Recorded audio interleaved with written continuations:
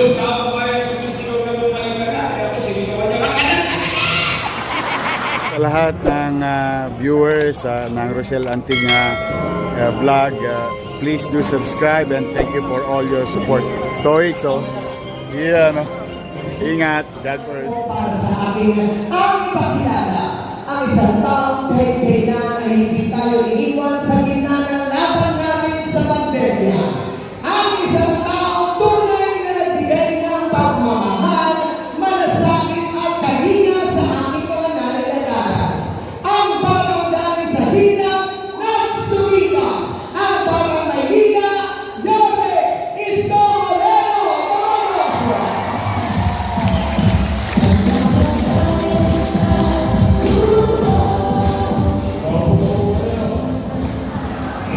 Hi!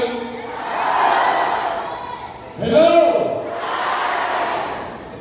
Sino mo? Nasa nga kayo, nasa mic. Okay lang nila. Magandang umaga! Good morning! Ako, maraming salamat sa inyo at tinulungan niyo ang aming panaya. Bagamat kayo hindi kayo na ng gawain sa bahay, iniwan niyo at nagtungo kayo dito. Kaya maraming salamat sa inyong lahat, mga nanay, tatay, lolo. Umanakad naman kayo. Huwag kayong maglala, hindi naman namin kayo pauuwiin ng konsumido. Oo. Ang dami-dami ng problema ng taong bayan. Pati ba naman yung problema ng mga politiko o problemahin pa ng taong bayan? Alam naman ng taong bayan, kapag mag-aalalan yung mga politiko, magkakaaway. Yung magkakapibahay, kaaway. Pagkatapos ng eleksyon, yung mga politiko, pati-pati-na. Yung mga kapibahay, kaaway po. Tama po ba? Kaya pag naman kayo, wala kayong maririnig na panira o sisi ng sisi at puro ng puro na nagkaroon dito. Basta kayo, chill na.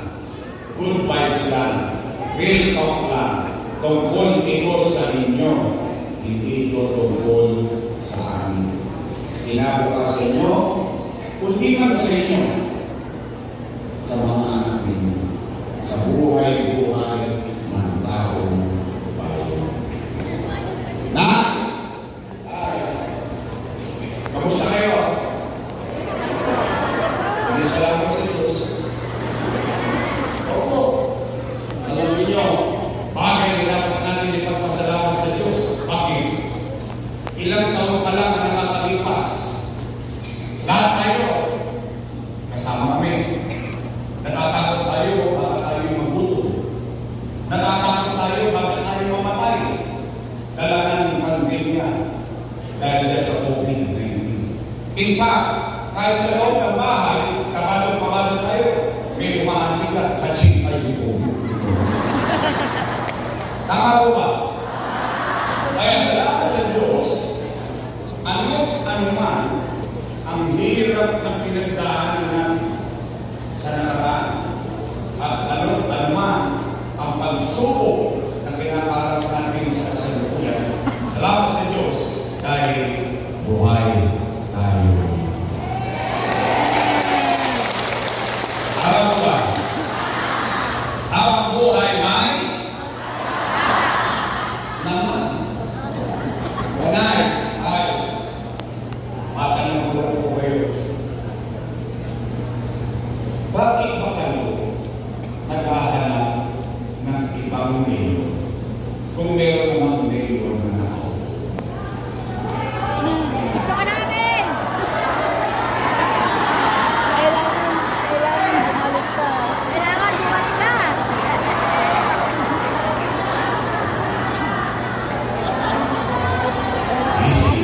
Easy. Gusto nyo nakalimutan nyo. Hindi, siyempre, kaya naman yung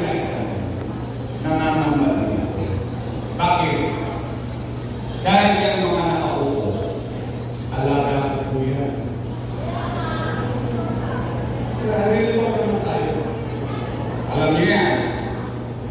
Bakit?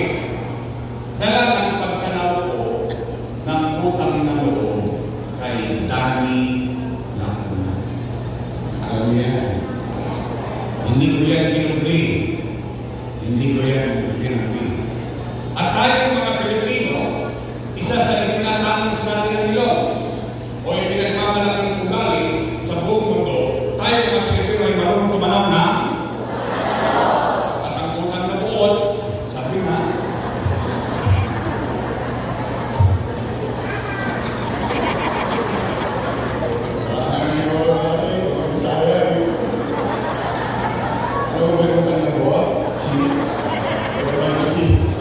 at ang utang na loob ay wala katapusang bayaran. Tama mali? Tingnan natin. Bilang pagkarap ng utang na loob kay Boss Danny, inalagaan ko yung mga anak niya. Yan natin na. Una, Philip Lacuna. Nakaupo. Nakaupo. Dennis Lacuna. Nakaupo. Lane Lacuna. Nakaupo. Asawa ni ate. Si ate. Ilan sila? Happy. Happy family. Masaya. Sa totoo lang. Bakit? Yung hindi na pagtagumpayan ni Boss Danny sa tulong natin lahat na pagtagumpayan ng kanyang mga anak.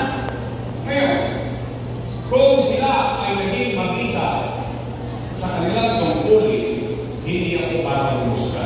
Taong bayan ang maghuhusga. Tama po ba? Tingnan po ninyo, bilang magtanong ng utang, Tama ka naman. maghanap kayo ng kahit isang dumagoso lang sa sitio. Bakit? Bilang pagtanong ng utang na loob, isinagtabi ko ang mga anak. Inuna ko yung mga anak. Ano? Yorme, tatanaw ka ba ng utang na loob? Sagot, opo. Bakit? Pilipino ko. Ganun talaga tayong mga Pilipino. Kaya lang, meron lang akong pakiusap. Baka naman po pwede sa ibang bagay na ako tumanaw ng utang na loob. Bakit? Eh, may utang na loob din naman ako sa tao na yun eh. Kung wala ang Diyos at wala kayo, wala ako sa kinalalagyan ko.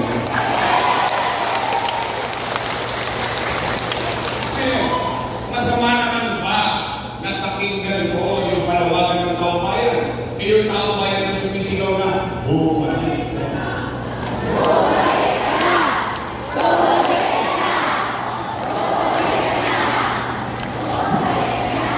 Yung taong bayan sumisigaw na bumalik ka na, kaya po sinigawan niya, anak!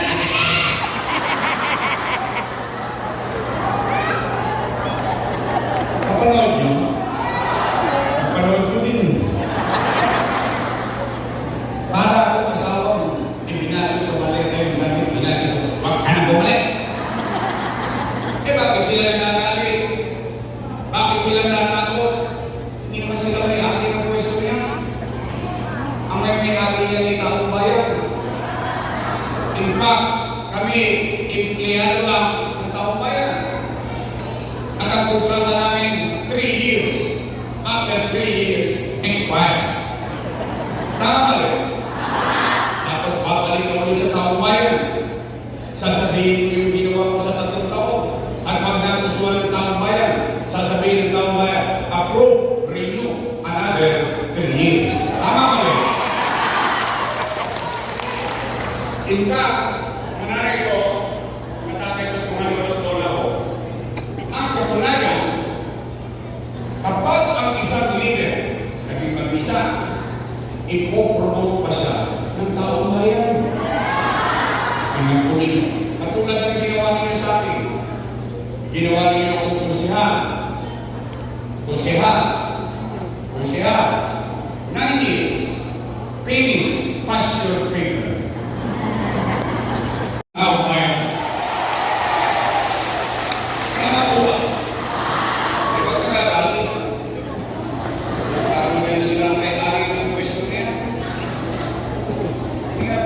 Matagal ako hindi magkaramdam. Matagal ako hindi magkakaroon. Ako, akala ko, hindi ko alam kung akala ko yun.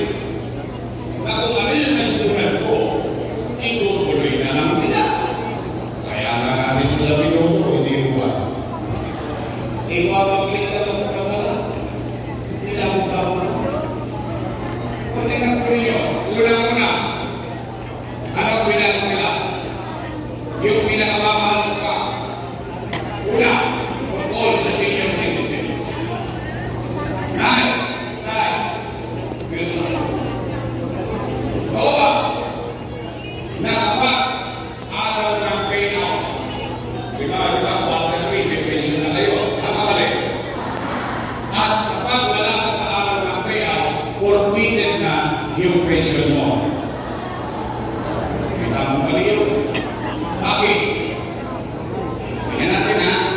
Alalahanan natin yung inumpisahan natin. Alam mo kayo sa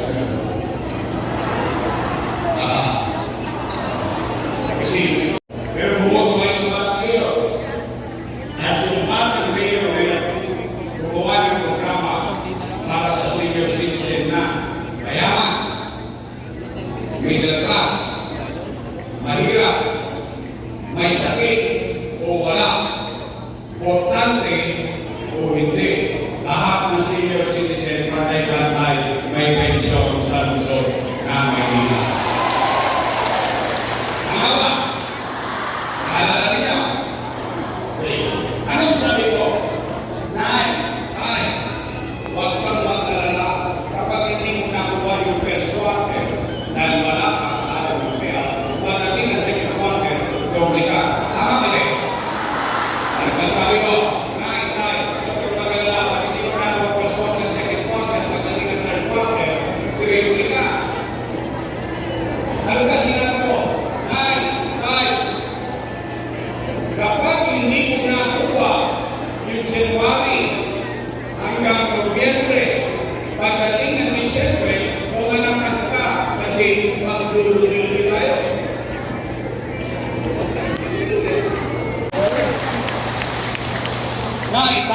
Itinatag Albert Elementary School, 10-story, fully air-conditioned public school. Itinatag Manila Science High School, 10-story, fully air-conditioned public school. Magsaysay High School, 10-story. At ang aking pinag-graduatean, Rosario Almario Elementary School, 10-story, fully air-conditioned public school na Rosario Almario Elementary School. Ano? Sinong graduate dito ng Almario? Tayo. Ay yung mga apo nyo nag-aaral sa Almario? Nalambingan na ba kayo ng apo nyo?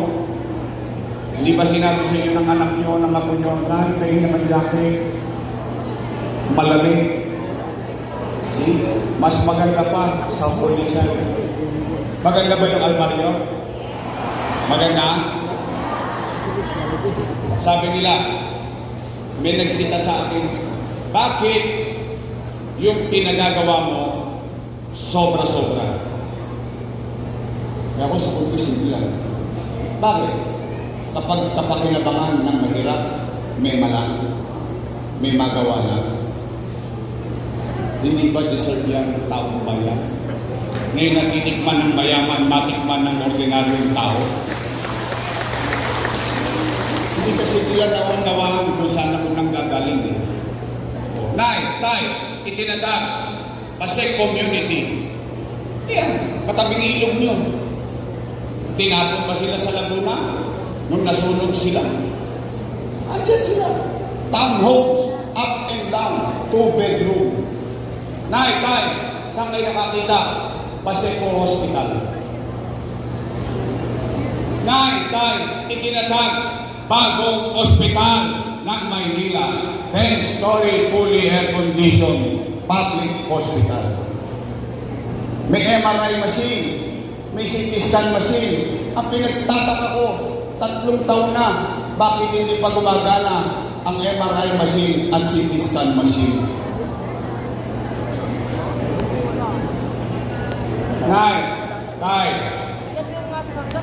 Tanong, saan ko kinuha yung pera na yan? Ano, ipot ako lang dito. Ginamit ko, abilidad ko. Bakit? Ama ko ng lungsod ng Maynila. Leader ko eh. Tinanong ko kayo, nanay, tatay, gagawa niyo ng paraan para mairaos niyo ang pagkiling. Yun din ang ginawa. Itawid kayo sa pandemya. Tanong, Yorme, kanino ka nangutang? Sa gobyerno. Ha? Ang labo mo naman kausap, Yorme. Amerika nangutang, Pilipinas nangutang, Maynila nangutang sa Pilipinas. Opo. Tanong, sino may-ari ng Land Bank of the Philippines? Gobyerno. Sino may-ari ng Development Bank of the Philippines? Gobyerno. O sige, para mas madaling imuestra, para mas madaling natin maintindihan, tingnan niyo itong ulo ko. Hanggang pa. Ito ang buong gobyerno. May dalawang bulsa.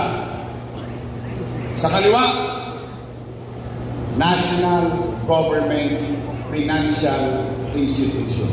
Ano nasa loob? Land Bank of the Philippines, Development Bank of the Philippines. Siksik-klik-klik, umaapaw pa. Pera ng bangko ng gobyerno. Sa kanan, City of Manila. Alaws. Ano ang ginawa ng ama ng lungsod ng Maynila? Dumukot sa kaliwa, inilagay sa kanan para makaraos ang batang Maynila.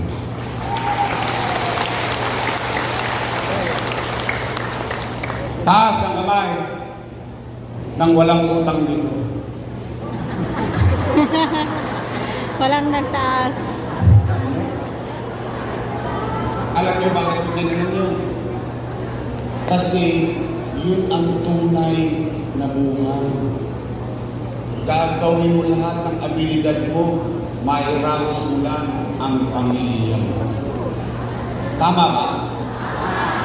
Kaya nga si Bombay sakit ulo. Paki daw, paki. Pas muna, pas. Bukas na lang. Kasi hindi lang buhay sa bagay. Biro lang. O sige, mga nanay ko, tatay ko, manatag kayo. Iawan nyo sa tulong nyo, nakabalik tayo. Babalik na tayo sa lungsod ng Maynila. Kaya lang,